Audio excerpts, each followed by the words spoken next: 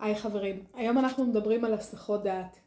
כמה פעמים נכנסתם לוואטסאפ שלכם, ברחה לכם המשימה.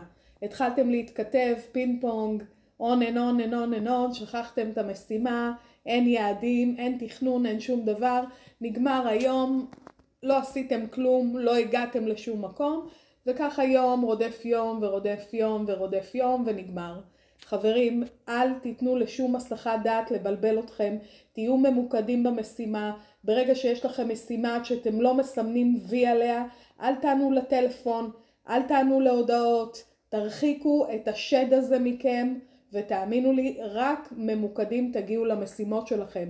העיסוק בטלפון הוא עיסוק אינסופי, אין מה כל היום לקרוא הודעות. מי שלא משתיק את ההודעות שלו בטלפון, חברים, אתם פשוט פריירים.